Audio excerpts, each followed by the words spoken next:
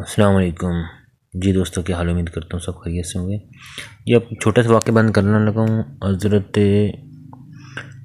امیر المومنین علی علیہ السلام اور معاویہ کے درمیان جو جنگ صفین ہوئی تھی، اس کے معاملے میں چھوٹا سا واقعہ پیش کرنے لگا ہوں۔ امیر المومنین علیہ السلام ابھی صفین میں پہنچے نہ تھے کہ معاویہ نے گھاٹ کا راستہ بند کرنے کے لیے دریا کے کنارے 40,000 آدمیوں کا پہرہ لگا دیا تاکہ شامیوں کے علاوہ کوئی وہاں سے پانی نہ لے سکے۔ جب امیر المومنین کا لشکر وہاں پر اترا تو اس گھاٹ کے علاوہ آس پاس کوئی گھاٹ نہ تھا کہ وہاں سے پانی لے سکتے، اور اگر تھا تو اونچے اونچے ٹیلوں کا عبور کر کے وہاں تک پہنچنا دشوار تھا۔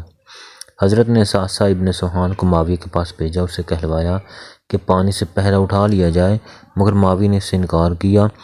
ادھر امیر المومنین کا لشکر پیاسا پڑا تھا۔ حضرت نے یہ صورت دیکھی تو فرمایا کہ اٹھو اور تلواروں کے زور سے پانی حاصل کرو۔ چنانچہ ان تشنہ کاموں نے تلواریں نیاموں سے کھینچ لیں اور تیر کمانوں میں جوڑ لیے، اور معاویہ کی فوجوں کو درہم برہم کرتے ہوئے دریا کے اندر تک اتر گئے اور ان پہرہ داروں کو مار بھگایا اور خود گھاٹ پر قبضہ کر لیا۔ اب حضرت کے اصحاب نے بھی چاہا کہ جس طرح معاویہ نے گھاٹ پر قبضہ جما کر پانی کی بندش کر دی تھی، ویسا ہی اس کے اور اس کے ساتھیوں کے ساتھ برتاؤ کیا جائے، اور ایک شامی کو بھی پانی نہ لینے دیا جائے، اور ایک ایک کو پیاسا تڑپا کر مارا جائے۔ مگر امیر المومنین حضرت علی علیہ السلام نے فرمایا کہ کیا تم بھی وہی جاہلانہ قدم اٹھانا چاہتے ہو جو ان شامیوں نے اٹھایا؟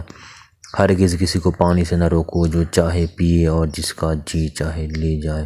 چنانچہ امیر المومنین علیہ السلام کی فوج کا دریا پر قبضہ ہونے کے باوجود کسی کو پانی سے نہیں روکا، اور ہر شخص کو پانی لینے کی پوری آزادی دی گئی۔